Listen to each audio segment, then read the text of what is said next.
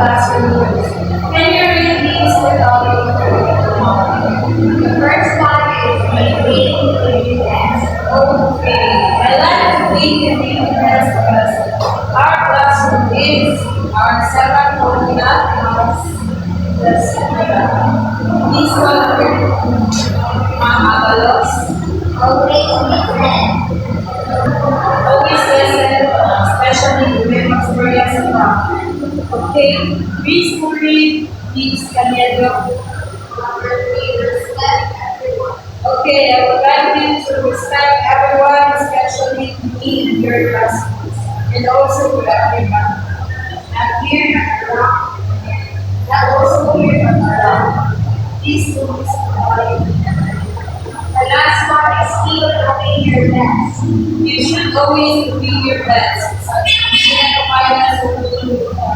So always remember that classroom rules is smart. Again, maintain cleanliness, always listen, respect everyone, keep doing your best. Okay. So who is not around here? But Robbie is. My house I'm trying today. Okay. So we start our class. Okay, class, you know the games? Yes, teacher. The games karon is about the past thought. Okay. Ang instruction is multiple examples sa animals and plants. So first, use the example of plants. Mango tree, teacher. That's good. And give me an example of animals. Cat. Very good. You. Animals. Monkey. Nice. So next one is nothing activity ninyo. Fill in the blank. Ready na mo? Yes. Teacher. First one is this picture. You have the last? Turtle. Very good.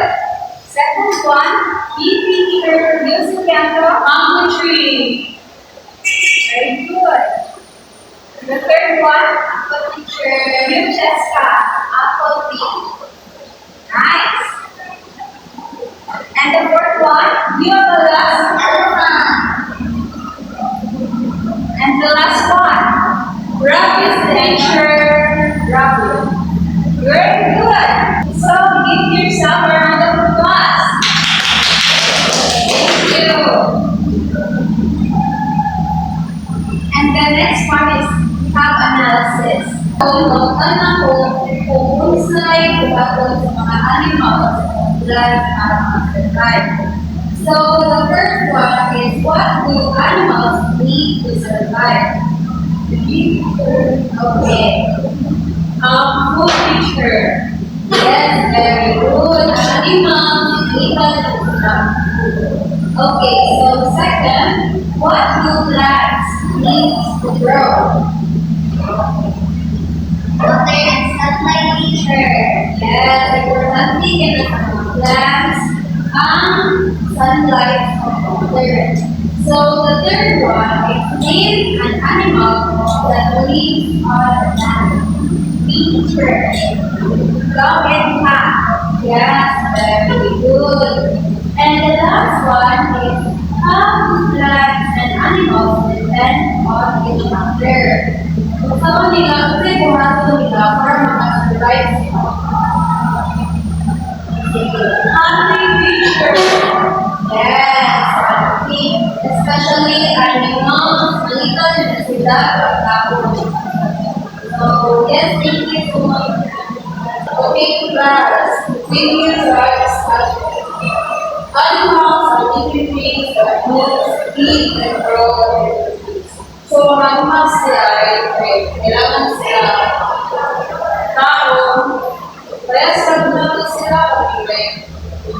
Kaya nagkuhan, nakita sila pag-tao, water, pizza, shelter, kulihan. Kaya wala naman sila tao. Wala sila nakapay sila.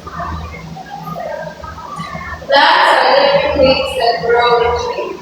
So plants like one dish of grow. Like for example, kailangan din siya water and once a day was sunlight that grows siya. So ano naman siya change? Kaya mag-inis man sila. Like for example, na nasa kay bunga, yung bunga, may kuwan, power. And plants and animals are both living things, but they different ways to survive. So ano po mo? Ang animals sa plants na different sila of ways to survive. Kaya ang animals, kailangan sila kumain para makakain. Kailangan sila water para sila water. Then kailangan sila shelter. Like sa different nila sa plants, like our plants, need na sila water. Nasa shelter, pero although na sila tulog sa plants use the sunlight for photosynthesis. Animals need to eat plants and other animals. Like plants use sunlight. Plants daw can use the sunlight. So for example, like plants kailangan siya bumili then ang photosynthesis can help and plants. Like when animals need sila of hunting, sila yung tawag nila, then So, manangan tao, discussion galing manangan education, the guest ninyo kung sa ating topic, which is plants and animals. Diba? So, karon, i-test na to ang atong na-learn ka ganina, na-agos na information. Get one third sheet of paper so that I will give you the instruction sa ating test. Ready na mga tanan? Ready na. Okay. So, ang instruction kay please read the question and answer the correct answer. Letters only. So, number 1. What do animals need to conserve energy? A. Water. B. Air. C. Food. Or letter D. Toys. Number 2. What do plants need to grow? A. Only water. B. Only sunlight. C. Water, sunlight, and air. The letter D. Only toys. Okay, number 3. What is the baby of a dog called? A. Kitten. B. Puppy.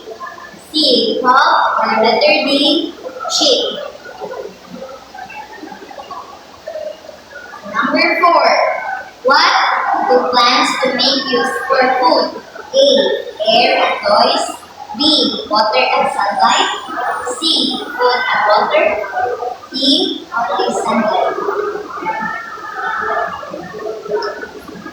Last but not the least, what lives in the ocean?